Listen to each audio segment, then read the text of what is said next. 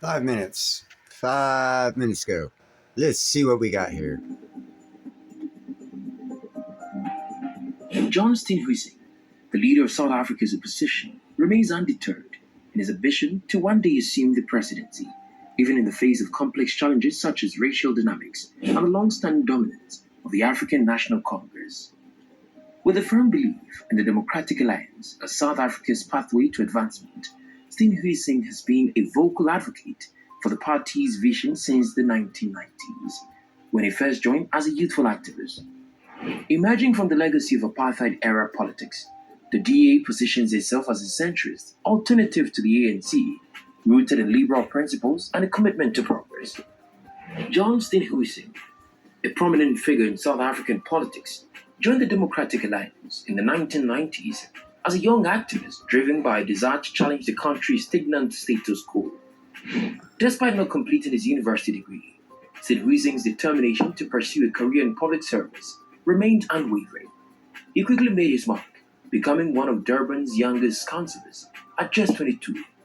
However, his ascent faced a setback in 2010 when he resigned as the DA's leader for KwaZulu-Natal due to a scandal involving an extramarital affair.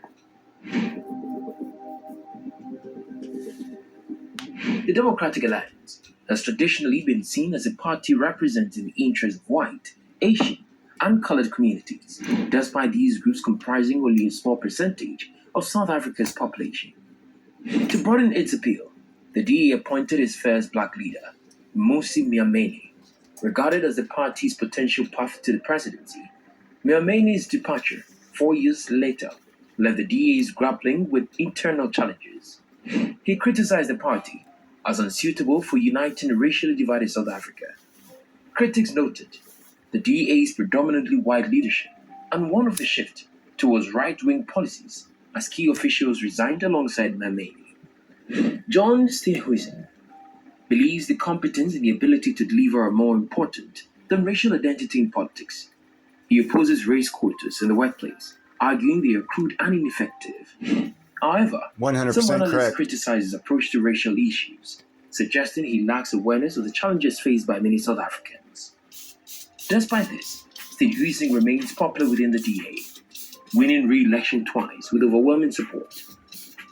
Some attribute his influence to Helen Zille, the former DA leader, who continues to play a significant role in the party and is seen as essential for its future by some analysts. The Democratic Alliance faces a challenge in the upcoming elections, with polls indicating a significant drop in support compared to previous years. To secure enough votes for power, party leader John Steenhuisen has formed coalitions with smaller parties and has not ruled out the possibility of partnering with the ANC if necessary.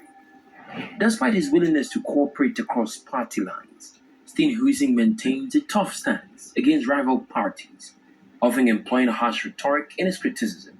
However, he has shown a more relaxed and humorous side, as demonstrated during his appearance in a popular comedy podcast. Despite mixed reactions, Steenhuisen is seen as charismatic and experienced, pledging to address key issues such as unemployment and power cuts if elected. The Democratic Alliance faced backlash this week for its controversial ad featuring a burning national flag. South African President Cyril Ramaphosa condemned the ad as treasonous, escalating tensions between political parties ahead of the upcoming election. Hold on a second. You can't burn the flag of the country that you're in? Didn't anyone tell America that?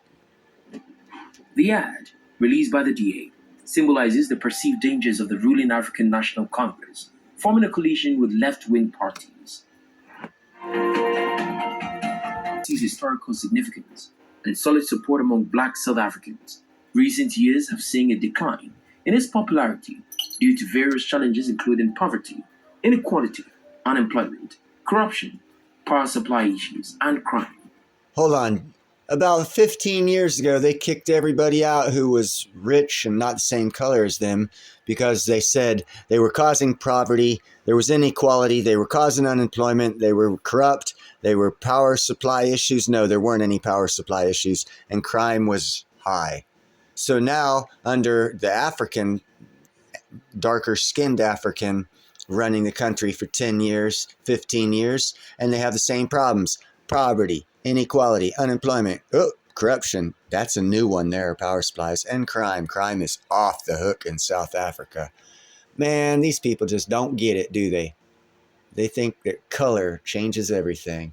If we get the right colored person in there, we'll do just fine. Because black people don't sell out. No, just look at the DA in Georgia. She didn't sell out to her black boyfriend to try and go after a president. No, no, no. Dark skinned people they're not corrupt. They are not inequality. They do not support unemployment. They do not cause power issues, and they do not increase crime. Yet here they are, causing poverty, inequality, unemployment, corruption, power supplies, and crime. Well, that was a good 15-year experiment to find out that greed doesn't matter what color you are. Power and greed go together. I'm not showing my face because I don't want to. You guys have a nice night.